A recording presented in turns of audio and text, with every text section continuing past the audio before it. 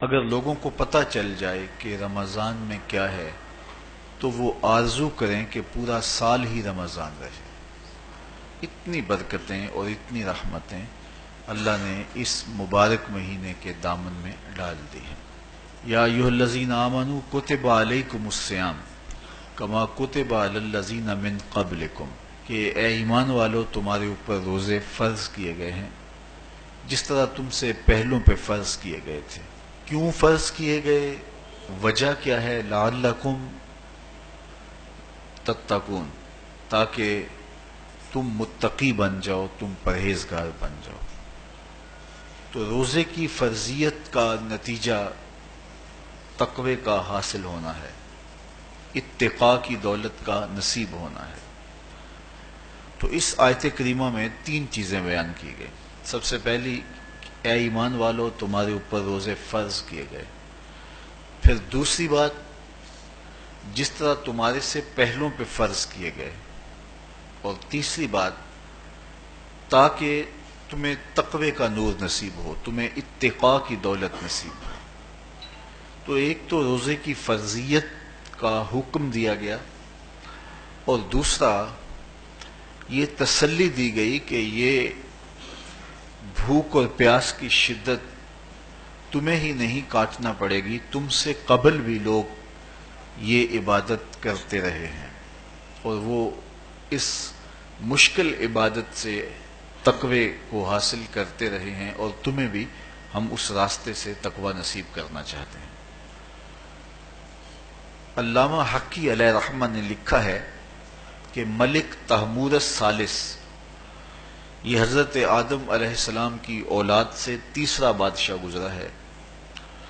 اس کے زمانے میں قحط پڑ گیا تھا، تو اس نے اپنی قوم کو یہ حکم دیا کہ ایک وقت کا کھانا آپ کھا لیں اور ایک وقت کا کھانا بچائیں، اور وہ قحط زدہ علاقوں میں بھیجیں۔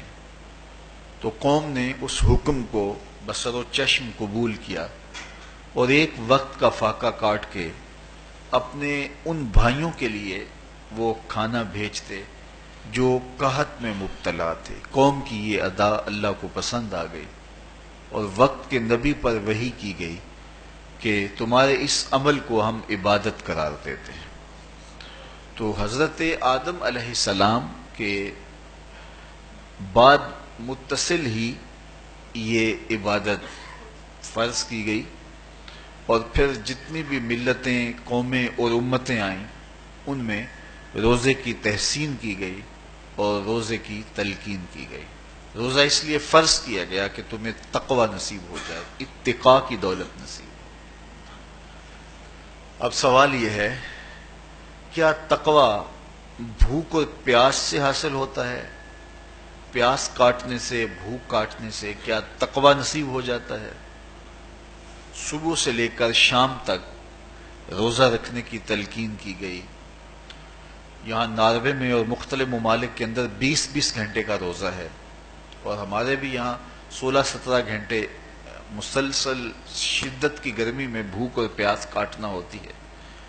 اتنا طویل دورانیہ جو بھوک اور پیاس کاٹی ہے، اس کا مقصد رزق بچانا نہیں ہے، بلکہ وَيُزَادُ فِيهِ رِزْقُ الْمُؤْمِنِ، ماہ سیام میں مومن کا رزق بڑھ جاتا ہے۔